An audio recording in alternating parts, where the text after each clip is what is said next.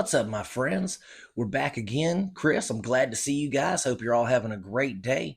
And today, we're going to be talking about one of the best anime shows I've seen in the past probably 10 years called Blue Eye Samurai from 2023, directed by, let me see who's it directed by, Earl A. Hibbert. Okay, so um, let me just say that Mr. Hibbert made a phenomenal show. So, Blue Eye Samurai takes place in Edo, Japan, or in Japan in 1633, right? And so in 1633, um, Japan becomes an isolationist nation. They banish all the foreigners, white people, Spanish, black people, all that. They banish them, and if you're still on the continent or the country on the island, they executed you, type of thing. Okay, and the uh, progeny of mixing the races, the Japanese and the whites or whoever may have, had a baby back then, those children were considered demons. They were considered evil. Like they were onryu. Okay. So that means basically demon. And they were treated as such. They were banished. They were executed. They were burned, drowned. I mean, and we're talking about babies, guys. Like when they're first born, and they're a half breed, they're terminated kind of thing. Almost like ancient Greece or the Spartans when they would have a weak child or a deformed birth, they'd just throw it off a cliff or leave it in the wild for the wolves. That kind of thing. Uh, so basically, that's what this is. This movie starts off with the annexation, isolation of Japan. And our story follows a young samurai and on their quest for revenge, right? I mean, what good Japanese samurai story isn't a quest for revenge, right? But guys, if you took Kill Bill, Samurai Jack, and Game of Thrones, mixed them all into one show, this is what you'd get. And my God, it's amazing to watch. I mean, absolutely phenomenal.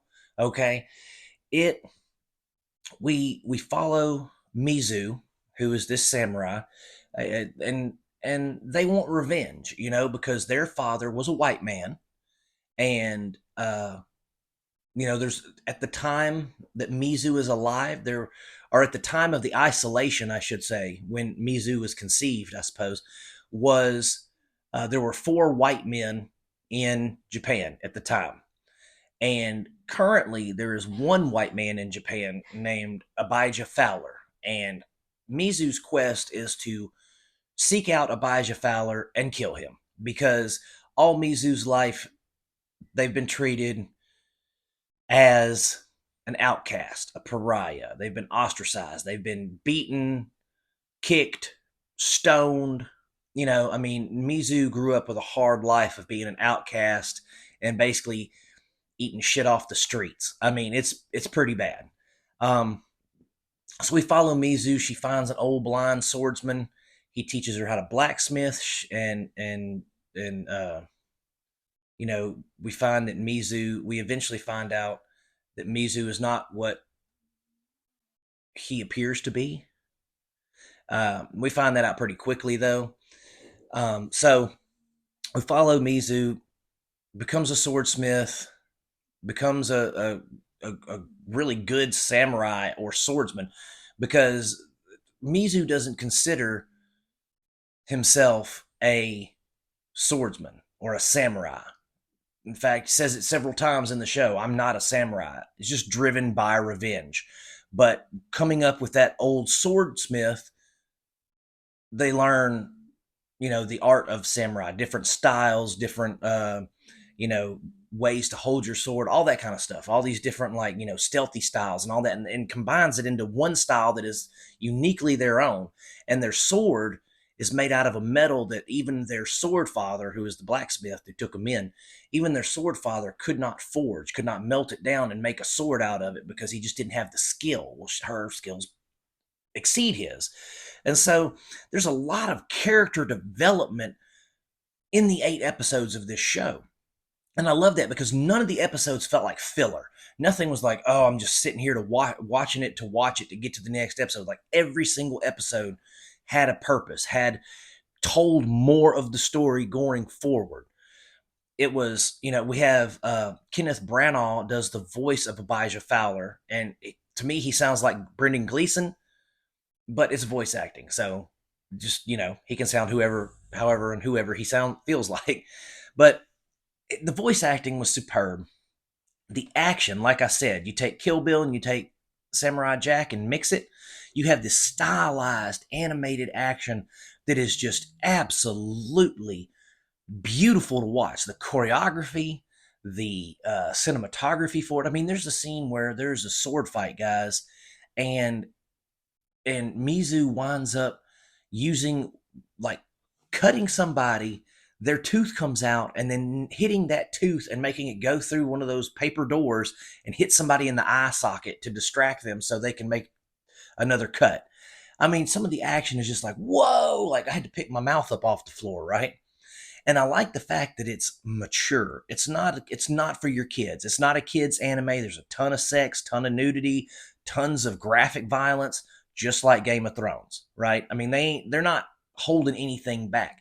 And not only do we follow Mizu, but we follow Taigen, who is actually one of the kids that used to beat up on Mizu and treat him like crap when they were growing up in the village before she went to the Sword Father. So we follow Taigen and his journey of getting together with Mizu as a partner, like sword fighting, because he's like, nobody's killing you but me. You know what I mean? It's one of those type of things. So he fights alongside Mizu just so nobody will kill Mizu except him, because Mizu beat him in a duel.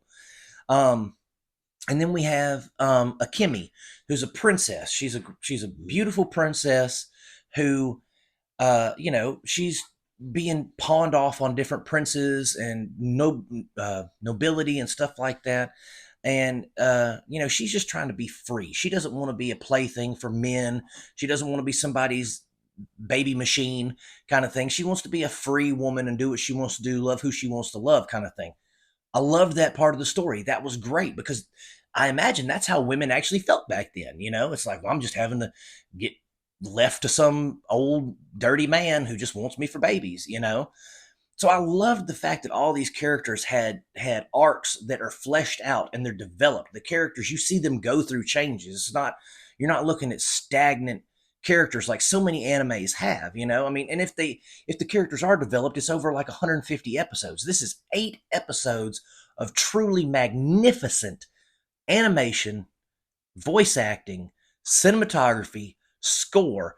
Everything is immaculate, guys. Like, this show, if I could rate it on my Letterboxd app, it'd get 5 stars easily.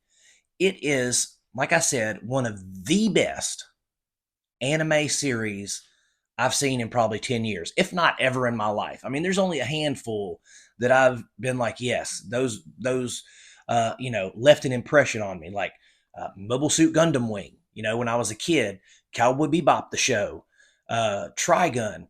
Those kind of animes have always, felt real. Not maybe not real, but they felt like there was something at stake. There was some meat and potatoes in it.